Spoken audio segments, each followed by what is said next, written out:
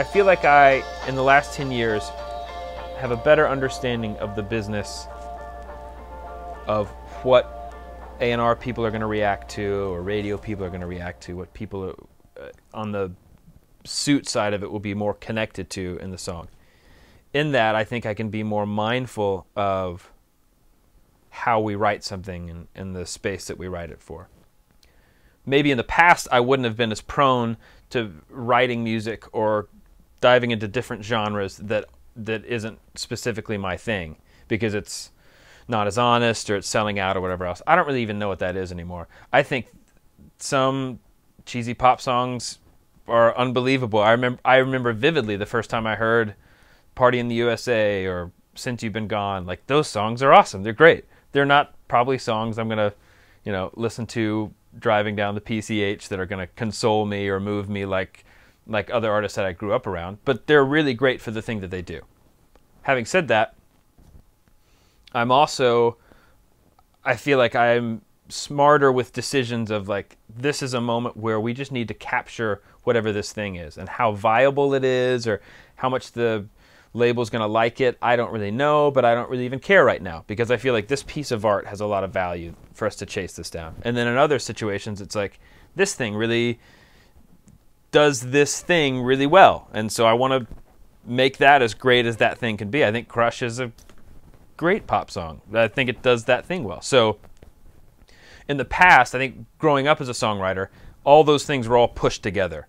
And so at every moment, I was trying to make it as personally connected to me, but also as viable as possible. As a consumer, I think the music business is by far in its most exciting time. Technology has allowed so many barriers to come down. And record labels, who I think in the past had been really helpful, I think really hurt the process, because they're used to such big margins and they're used to such an archaic system.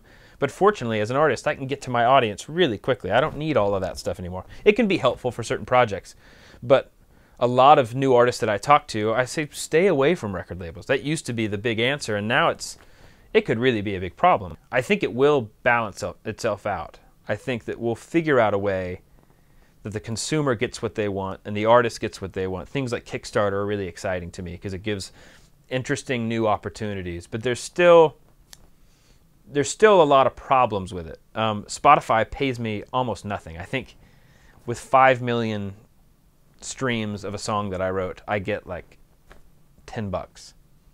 So like, I don't even know how that math could ever work out to be something that's sustainable. But I know it will balance out, because I know that the market will have to correct itself. My biggest fear is that and I don't know a way around this, but I think we're going to lose about 15 years of great art. Like, there's going to be a 15-year window where it's not going to be people who are already out now. It's going to be, it's people who would have been out now but aren't because margins are smaller. So Kurt Cobain is going to be serving you coffee instead of making records. And that's okay, I guess, but it really will be this valley that we're going to have to go through culturally, where some of the stuff that was really going to change us and move us will never exist. And we won't realize that it hasn't existed until we look back and go, man, that last 10 years was just the same old pop thing churning around, which that can perpetuate itself, but there wasn't anything that broke through and anything that really changed me or anything that really challenged me. And you'll get a Foster the People, but you won't get 6 of those things, where in the past we've had a lot of bands that are pushing the envelope. And I'm just nervous that we are already starting on, and we'll go into this 10 or 15 year gap where we're just not going to get that.